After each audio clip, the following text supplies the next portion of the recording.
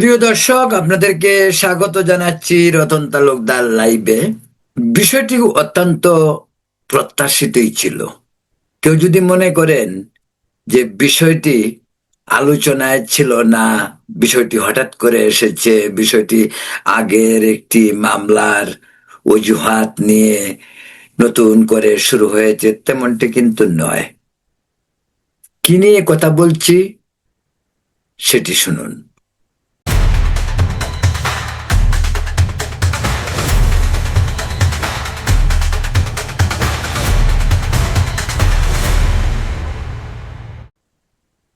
পলাশবাড়ি ঘটনা নিশ্চয় জানেন।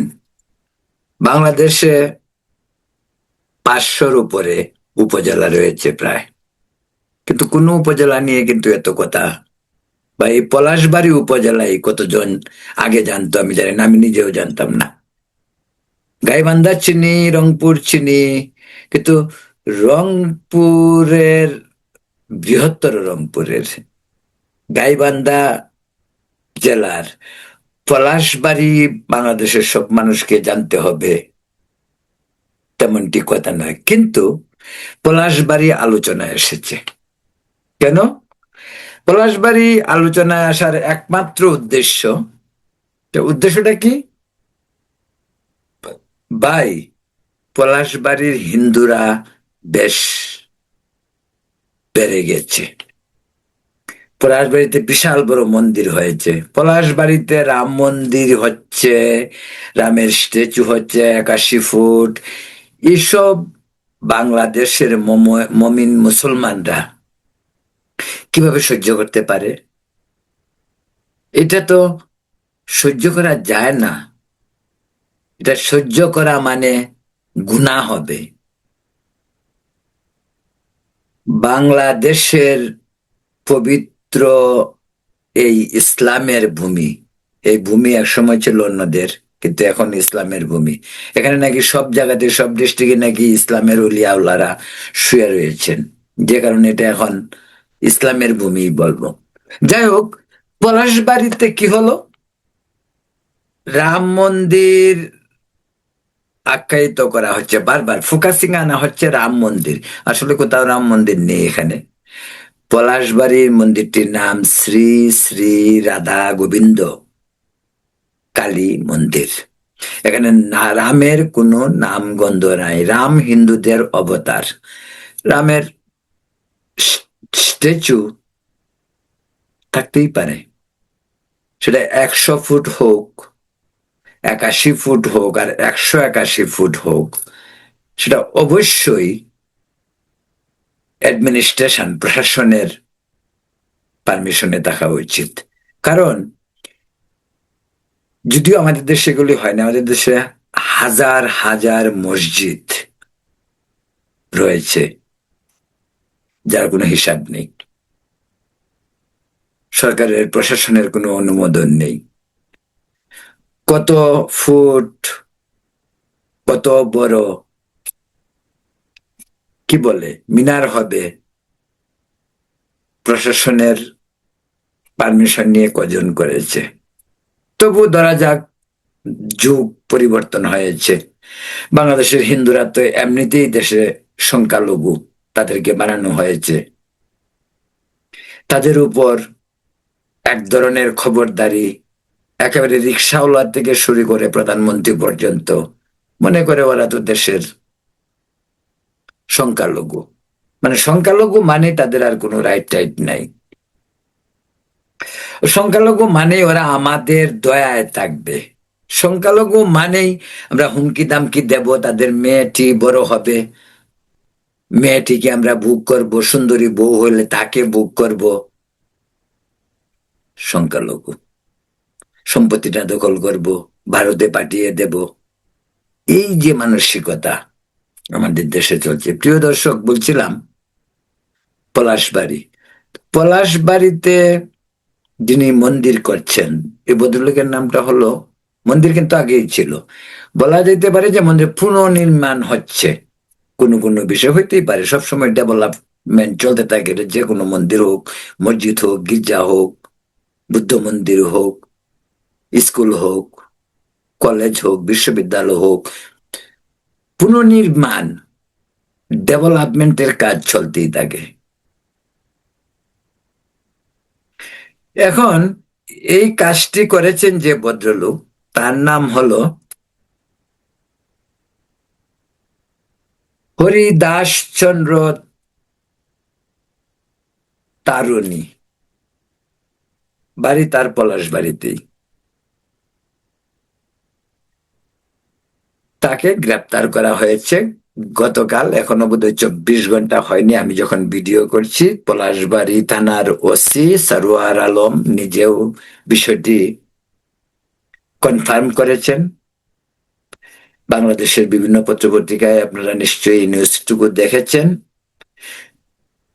গ্রেপ্তার কিন্তু প্রত্যাশিত ছিল। আমি তো খুব সারপ্রাইজ, সত্যি কথা বলতে কি, যে গ্রেপ্তারটা হয়তো আরো, আমি আশা করতেছিলাম যে আরো আগেই হবে। আমি 10 দিন আগে থেকেই ভাবতেছিলাম, আমি কয়েকজনকে বলেছিও যে ওকে দ্রুত গ্রেপ্তার করা হবে। অবশ্য আমি বলেছিলাম আজ থেকে 10-12 দিন, 15 দিন আগে, হতে পারে 2 সপ্তাহ হয়ে গেছে। টাইম, সময় দ্রুত বহমান। আমি বোধহয় অনেকের কাছে বলেছি নিউ ইয়র্কে আলোচনার ক্ষেত্রে যে এই ভদ্রলোককে গ্রেপ্তার করা হবে খুব তাড়াতাড়ি, কিন্তু 10-15 দিন দেরি হলো। আমি আরো আগে আশা করেছিলাম। যাক, প্রশাসনকে ধন্যবাদ দেওয়া যায়, বেচারা একটু কম জেল কাটলো। আজ থেকে 15 দিন আগে হইলে 15 দিন বেশি হইতো। অত্যাচারের মাত্রাটা হয়তো তখন থেকে শুরু হলে শেষ পর্যন্ত কি হতো বলা মুশকিল। আর হিন্দু হলে তো অত্যাচারটা আরো বেড়ে যাবে। হিসাব হিসাব বলে প্রথমেই তো তাকে মালাউন বলে উত্তম মাধ্যম দেওয়া হবে, উলঙ্গ করা হবে, ডিম থেরাপি দেওয়া হবে, অনেক ধরনের থেরাপি তাকে দেওয়া হবে। আর যেহেতু সে মালাউন, তার মাত্রাটা তো মমিন মুসলমানের চেয়ে একটু বেশি হবে। মুসলমান তো ভাই তাদের দেশ, চুরি ডাকাতি যাই কিছু করে একটু কম থাকে। একটু শত্রু মনোভাবাপন্ন হলে আবার একটু বেড়ে যায়, কিন্তু আবার যদি মনে করি যে সেম সেম দল, সেম আদর্শ, সেম উদ্দেশ্য, সেই ধর্ম, সেই মানে সবকিছু সেম হলে অসুবিধাটা কি ভাই? একটা মুসলমান ভাই আচ্ছা ঠিক আছে অপরাধ করে ফেলছে, মাফ করে দেওয়া যেতে পারে, কিন্তু হিন্দু, ও মাই গড, বাংলাদেশে হিন্দু অপরাধ করবে আর আমরা মুমিন মুসলমান এটাকে সহ্য করবো? এসব না, আল্লাহর আরশ পর্যন্ত কেঁপে যাবে। এই রিস্ক নেওয়া যাবে না, এই রিস্ক কেউ নিবেও না, নেওয়াও নি। তাই এই যে তরুণী, ডাক নামটা হলো তার তরুণী, হরিদাস তরুণী। এই তরুণীর কপালে দুঃখ আছে ভাই, তরুণীর কপালে দুঃখ অনেক আছে। কারণ তরুণীর অপরাধটা হলো তরুণী হিন্দু, আর তার মাঝে তরুণীর এত দুঃসাহস 100 কোটি টাকা খরচ করে রাম মন্দির, যে রাম নাকি আমাদের দেশের বুদ্ধিজীবীরা বলে যে রাম নাকি হিন্দু বাংলাদেশের দেবতা না, তারা মার সঙ্গে মাসির বাড়ির গপ্প করে। রাম হিন্দুদের দেবতা, এই হিন্দু পৃথিবীর যে প্রান্তেই থাকুক।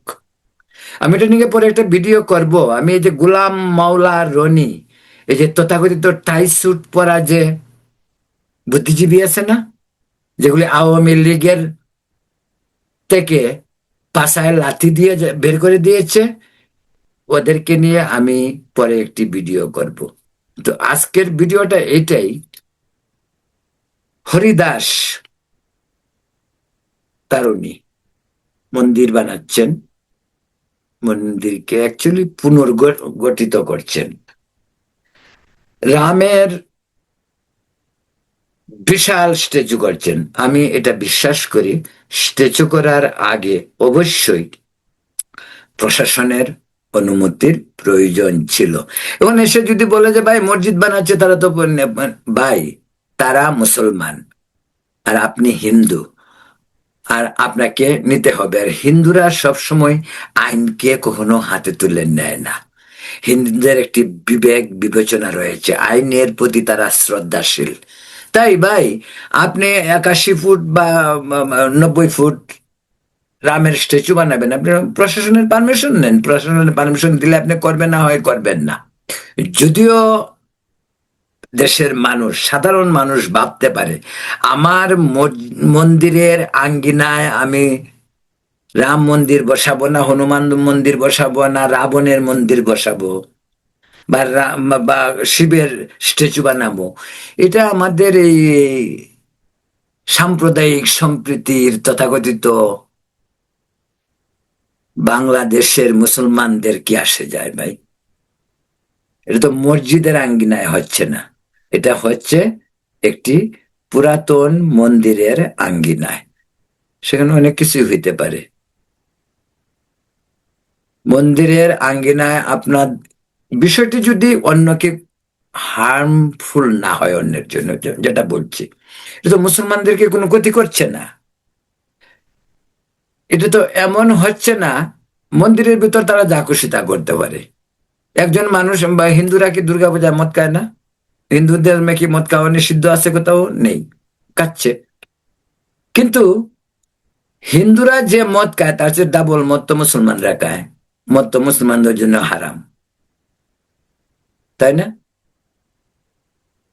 যাই হোক, তারপরেও যত দোষ, নন্দ ঘোষ, হিন্দুদের এই দোষ, কারণ তারা সংখ্যালঘু, আমি আগেই বলছি। আরেকটি কথা বলি, আচ্ছা ভাই, তারুণী নিয়ে আপনারা ইত্তেফাকের রিপোর্টটা, বাংলাদেশের পত্রিকার রিপোর্ট করবেন। তারুণী নিয়ে রিপোর্ট করা হয়েছে, তারুণী নাকি একেবারে কি জানি অনেক, এই যে মামলায় তাকে গ্রেপ্তার করা হয়েছে, এই মামলা কিন্তু অনেক আগের, তাকে করা হলো না। সে নাকি মুসলমান হয়েছিল, কি হয়েছিল, অনেক কাহিনী তার নিয়ে লেখা হয়েছে। তার নাকি, সে নাকি খুব হতদরিদ্র ছিল, সে নাকি ক্লাস 6 পর্যন্ত। ভাই, হতদরিদ্র ছিল কি ছিল না, হতদরিদ্র হওয়া তার অপরাধ নয়। পড়াশোনা 6 পর্যন্ত করছে না 1 পর্যন্ত করছে, এটাও তার অপরাধ নয়। এবিলিটি ছিল না বা পড়ে না, স্কুলে যায় না, তাতে হলো কি? এটা তো তার অপরাধ হইতে পারে। এটা যদি অপরাধ হয় ভাই, এই যে 24শে জুলাইয়ের যে ছাত্র নেতাগুলি আজকে যারা, তাদের কারো কারো বাবা রিক্সা চালাইতো, কারো বাবা রাজমিস্ত্রি কাজ করতো, এরা হত দরিদ্র, এদের বাড়ি ছিল, ঘর ছিল, সিলিং ছিল না, ঘর ছিল, দরজা ছিল না, দরজা ছিল, জানালা ছিল না, তো ওরাও তো হত দরিদ্র। তো ওরা তো এখন একেবারে বিরাট কিছু হয়ে গেছে, তাদের প্রবলেম কি? হয়েছে, আমাদের দেশে হয় সব, বাংলাদেশে সব সম্ভব। এর আগে অবশ্য হয়নি, 90-এর ছাত্র আন্দোলনের পরেও হয় নাই, 69-এর গণ অভ্যুত্থানের ছাত্র আন্দোলনের পরে হয় না, এবার হয়েছে। কারণ এবার তো এই যে আমাদের ইউনুস একজন ভীষণ ব্যক্তিত্ব আসছিলেন, তিনি আইসা রিসেট, শুনেন, রিসেট বটম, এই যে কম্পিউটার আপনারা নিশ্চয়ই সবাই চালান, কম্পিউটারে যখন রিসেট বটন টিপবেন সবকিছু রিসেট হয়ে যাবে, ডিলিট করবেন সব ডিলিট হয়ে যাবে। তো ইউনুস আইসা আগের সব ডিলিট করে রিসেট করতে চেয়েছেন আমাদের ভালোর জন্য, আমাদেরকে মালয়েশিয়া, সিঙ্গাপুর বানানোর জন্য। তো এই জিনিসটা আমাদের বুঝতে, অনেকে ডক্টর ইউনুসে ভুল বুঝে।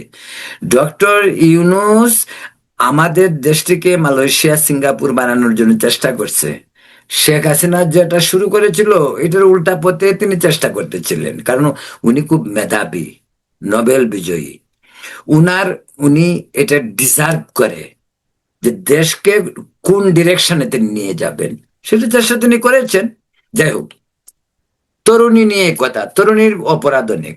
ভাই, তরুণীর বিচার হোক, তরুণীর বিচার। এখন যেহেতু এই মন্দির নিয়ে আলোচনা হচ্ছে, এখন তরুণীকে হঠাৎ করে ক্রিমিনাল ইনভেস্টিগেশন ডিপার্টমেন্ট, যেটা সিআইডি, তারা গ্রেপ্তার করলো। নিউজ, নিউজের মাঝে দুয়াশা রয়েছে। যেমন নিউজটা, কোন কোন নিউজে বলা হচ্ছে যে তাকে পলাশবাড়ি থেকে গ্রেপ্তার, কোন কোন নিউজে বলা হচ্ছে ঢাকার উত্তরা থেকে গ্রেপ্তার। যাই হোক, যাই কিছুই কিছু হোক ভাই, যেখান থেকেই গ্রেপ্তার হোক, থেরাপি তো একটাই, একরকমই, সেটা হোক গাইবান্ধা, আর হোক ঢাকার উত্তরা, আর হোক নারায়ণগঞ্জ, বা হোক পঞ্চগড়, ডিম থেরাপি, পিটানো। আগেই বলছি, মালাহন হলে তো এর মাত্রাটা একটু বেশি হবে। যাই হোক, এটাই হয়, এটা এবং এটা হওয়া উচিত। না হয় ইসলামের যে শরীয়ত মতো, ইসলামের ইজ্জত থাকে না। আপনি একটি মালওয়ান অপরাধ করবে, তাকে শাস্তি দিবেন না, আর আপনি একজন মুসলমান দাবি করেন, হইতে পারেন না। আপনি তাহলে মুসলমানই না। আপনি যদি মুসলমান হন, তাহলে একজন কাফের হিন্দুকে যে কোনো ভাবে অত্যাচার করতে পারেন, পিটাতে পারেন, মারতে পারেন, পুরাতে পারেন, দীপু দাসের মতো হইতেই পারে। যাই হোক, ধরা যাক তারুণী, হরিদাস তারুণী খুবই বাজে লোক, অনেক ধরনের অন্যায় করেছে।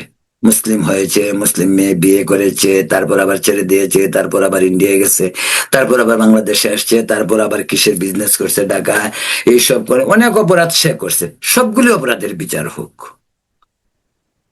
Each and all crime he has done should be punished, should go to the court.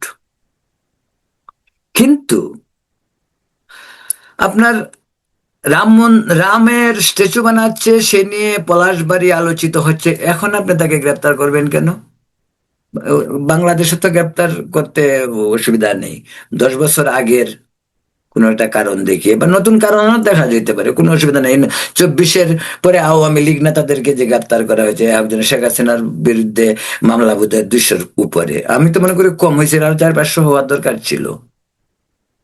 এত কম কম মামলা শেখ হাসিনার উপরে কিভাবে হয়? এটা স্বৈরাচার, এটা ফ্যাসিস্ট, পালিয়ে গেল দেশ থেকে, তাকে পালাতে বাধ্য করেছে, এত কম মামলা? এটা হইতে পারে না। তো এরকম আওয়ামী লীগের তো বহুত মামলা হয়েছে, 200, 250, 300 গ্রেপ্তার করা হলে। সাংবাদিকদের, আমাদের সাংবাদিকদের গ্রেপ্তার করা হয়নি?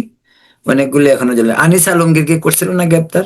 ও নাকি জঙ্গি, কারণ সে জঙ্গিদের বিরুদ্ধে কথা বলছে, কারণ সে ইউনুসকে টাউট বাটপার ধান্দাবাজ বলে, এই কারণে।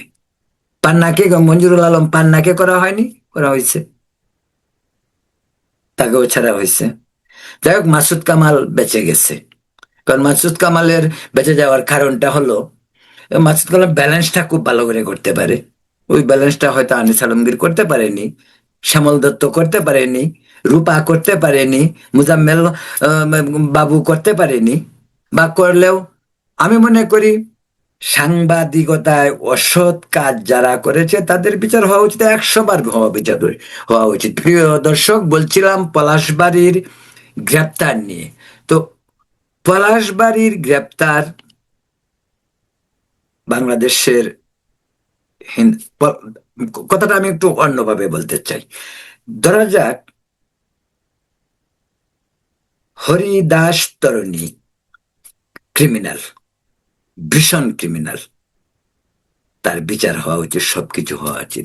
কিন্তু এই পলাশবাড়ি ইস্যুটি কিন্তু হরিদাসের ব্যক্তিগত নয়। পলাশবাড়ির ইস্যুর সঙ্গে কিন্তু বাংলাদেশের ধর্মীয় সংখ্যালঘু হিন্দু সম্প্রদায়ের আবেগ, অনুভূতি জড়িয়ে আছে। পাশাপাশি আতঙ্ক, ভয়, ভীতি সবই রয়েছে। এমনিতে চিন্ময় দাস প্রভুকে ইউনুস সরকার গ্রেপ্তার করেছিল, এখনো মুক্তি পায়নি। তারেক রহমানের সে মুক্তি দেননি, তিনি দুহাতে হিন্দুদের ভোট নিয়েছেন। আমি একাধিক ভিডিওতে বলেছি, মাননীয় প্রধানমন্ত্রী, এবার আওয়ামী লীগ ছিল না, এবার কিন্তু হিন্দুরা আপনাকে দুহাত ভরে ভোট দিয়েছে। এমনকি সীমান্তবর্তী এলাকা যে জামাতের যে বুথগুলি সংসদরা নির্বাচিত হয়েছেন, সেগুলিও ভোট পেয়েছে হিন্দুদের। হিন্দুরা এবার যে পার্টির যে নেতার সম্ভাবনা পাশ করা, তাদের দিকে কিন্তু ভোট দিয়েছে। সেই হিসাবে বিএনপির ভোট বেশি, কারণ ওভারঅল বিএনপির যে অবস্থা ছিল সারা দেশে, বিএনপির সঙ্গে আওয়ামী লীগ ছাড়া অন্য কারো পাল্লা দেওয়া মানে দুঃসাহস। জামাত পেরেছে ইউনুসের দয়ায়, না তো এই জামাত তো বিএনপির লেজে ধরেই লাফিয়ে লাফিয়ে চলতো। এবার তারা নিজেরা হাঁটতে শিখছে, তারা এখন হাঁটতে পারে। মেরুদণ্ডটি এখনো সোজা হয়নি, হাঁটতে পারে, সোজা হবে। তারেক রহমানকে দেশ থেকে বের করে, শেখ হাসিনাকে যেভাবে দেশ থেকে বের করা হয়েছে, তারেক রহমানকে ঠিক এমনি ভাবে দেশ থেকে বের করার পর জামাত সোজা হয়ে হাঁটবে, মেরুদণ্ড সোজা করে হাঁটবে। যাই হোক, বলছিলাম তারেক রহমান সাহেব এবার কিন্তু বিএনপি কে ভোট দিয়েছে হিন্দুরা, এই একটা সুযোগ। এর আগে কখনোই আওয়ামী লীগ থাকতে, বাস্তবতা যেটা, বিএনপি হিন্দুদের ভোট 4-5%-এর বেশি কখনো পায়নি। এবার হয়তো 90% পেয়েছে, বাকি 10% ভোট হয়তো পেয়েছে জামাত। তো এই সুযোগটা ছিল হিন্দুদের বিভিন্ন ধরনের কর্মকাণ্ডে। অবাক হই আমি, অবাক হই আমি, এটা নিয়ে আরেকটি ভিডিও পরে করব। কদিন আগেই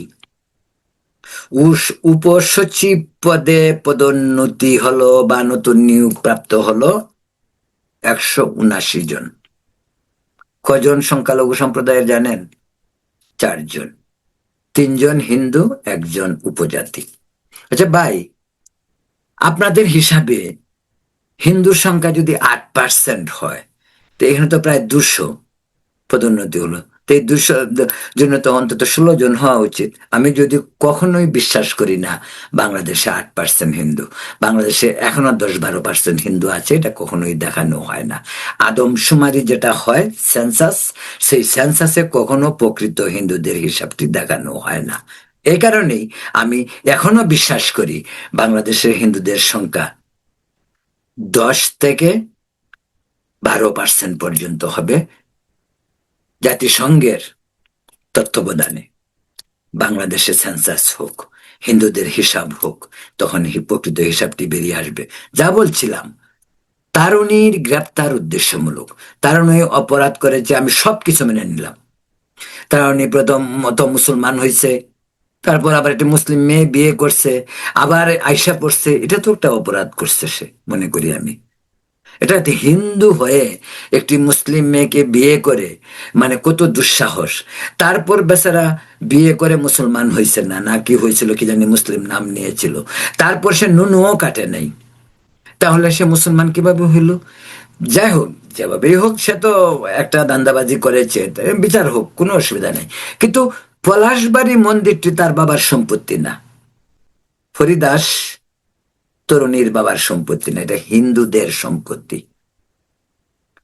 হিন্দু সম্প্রদায়ের সমিতি, এখানে দল মত সমস্ত হিন্দু সম্প্রদায়, হিন্দু সম্প্রদায়ের বিভিন্ন বিভক্তি রয়েছে, আপনারা জানেন। এটা নিয়ে আপনারা মুসলমান বাইরে এখন তো সমালোচনাও করেন যে হিন্দুদের মধ্যে জাতিভেদ, ব্লা ব্লা ব্লা, অনেক কিছু। বা এরপরেও তারা একই মন্দিরেই যায়, এক মন্দিরেই পূজা করে। সেই রামের পূজা থেকে গণেশ পূজা, দুর্গা পূজা থেকে কালী পূজা, কালী পূজা তো, লক্ষ্মী পূজা তো নিত্যদিনের পূজা। এখন আপনাদের পরামর্শ নিয়ে যদি আমাদের হিন্দুদের পূজা করতে হয়, এটা হইল? মন্দিরে কোন দেব দেবীর বিগ্রহ থাকবে, আপনাদের কাছ থেকে পরামর্শ নিতে হবে ভাই।